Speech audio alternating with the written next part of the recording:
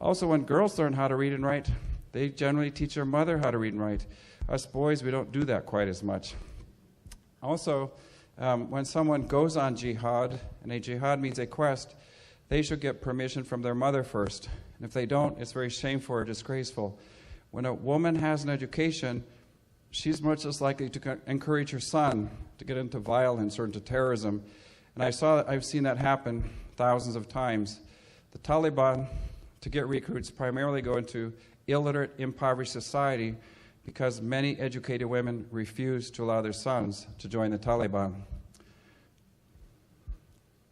So now I've got some bad news, and I've got some good news. So do you want to hear the bad news or the good news first?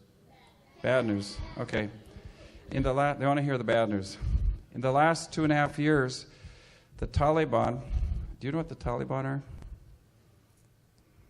Anyways, I would make sure they hear. A very big terrorist association. Okay, very good. The Taliban have bombed or burned or destroyed over 1,000 schools in Afghanistan and 850 schools in Pakistan. What's interesting, though, is that 90% of those schools, they're girls' schools. They're not boys' schools.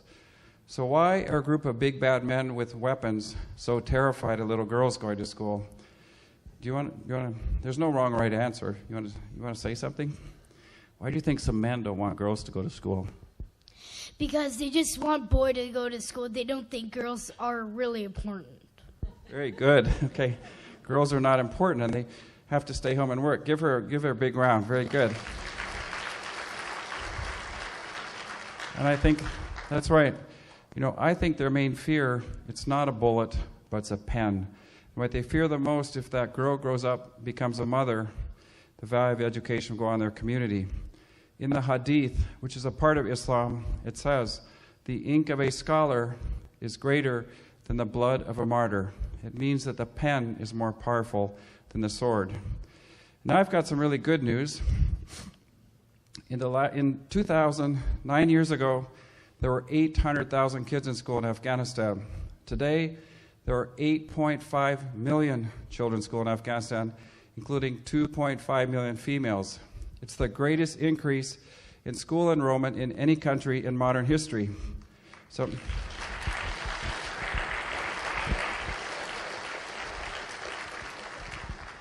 before I ask you this, were any of you aware of this before I told you? Let's see, is there any hands up here? Okay, you were? You were, okay, thanks. Did you hear about it? Okay. His mom told him about it. Very good. I've asked like 500,000 people this in the last year, and only 50 hands have come up. I briefed 5 U.S. senators in February about this, and afterwards they were patting themselves on the back, and I said, how can you take credit for something you don't even know about? But that's a politician for you. Now, of course, we deserve some credit, and the U.S. has helped significantly, but the main reason is because of the tenacity and desire of communities, and especially women and mothers, to help their children get an education. That's their main goal and desire. Just one example, Aziza, she's from the tribal areas. She's the first woman out of 4,000 people to get an education. And it wasn't easy. In elementary school, the boys threw stones at her when she went to school. And in high school, the teachers refused to teach her because she was female. Do your teachers refuse to teach you because you're female? Yes?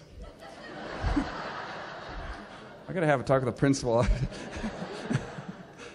You do a good job. So Aziza, she graduated in 1998. She went to 2 years of maternal health care training, learned how to deliver babies and do pre- and postnatal care. In her valley, it's a very remote tribal area. 5 to 20 women died every single year in childbirth.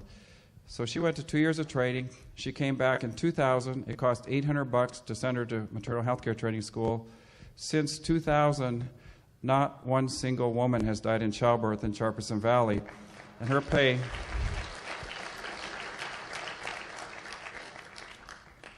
is $1.25 per day. This is Admiral Mike Mullen. Basically, he's the chairman, Joint Chief of Staff. He's also the boss of the military. He read 3 cups of tea, but again, his wife, Deborah, put it on the bedside stand and said, honey, you ought to check this out. Anyways, he sent me an email last year. He said, if you don't mind, I'd be forward with you, but I'd love to have you come to the Pentagon for a cup of tea and share some good news with me, because all I hear about is bad news. So I went to the Pentagon, had a wonderful meeting with Admiral Mike Mullen. When we got done, we've had several meetings since then. When I got done, he said, would you mind if I come and visit one of your girls' schools? And I said, certainly, sir. We'll ask the elders, and if they want you, you're more than welcome. So on July 14th this year, we're in a very remote valley in Afghanistan, and over the horizon came 5 Black Hawk helicopters, and they settled down, and out jumped Admiral Mike Mullen. He had a glorious day in the school. Now, I have tremendous respect for him. He gave a speech at the American Legion National Convention in Louisville, Kentucky on August 13th this year, and these are some excerpts from the beginning of his speech. He said, historically, we, meaning the United States, have been far too arrogant in the world.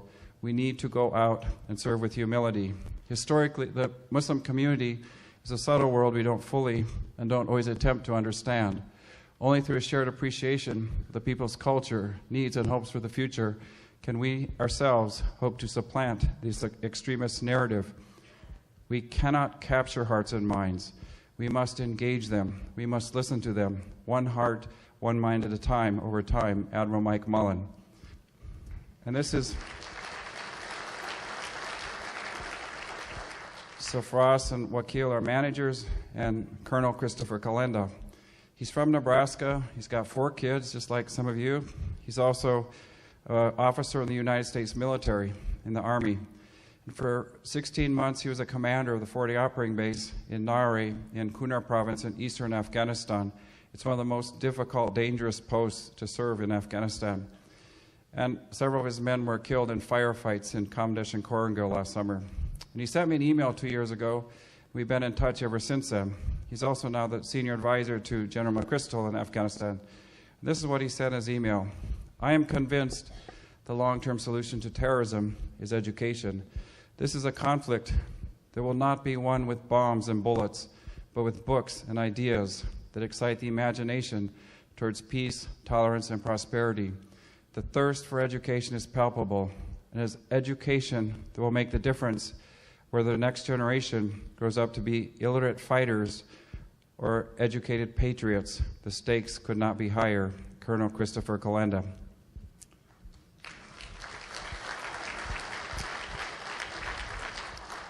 And these are some Afghan militia commanders, except me in the middle there without the beard. And they will pretty much say the same thing as Admiral Mullen or Colonel Kalenda. They regret the fact when they were about 12 years old, they were yanked out of school and they were forced to fight the Soviet Union in '79 when they invaded the country. And for the last 30 years, they regret the fact that they've had to be warriors and they could never finish their education. If you visit them, they will invite you to their house, and then they'll serve you some green tea. And then after a while, being veterans or mujahideen, they'll start sharing their war stories with you. And they'll point up to the mountains and say, do you see those boulders up there? Every one of those is a stone or boulder. It's a martyr, Shaheed, who died fighting our enemies, the Taliban or the Russians. Now we must turn those stones into schools and make their sacrifice worthwhile. And even on behalf of the commanders, they are pleading what they want most is education.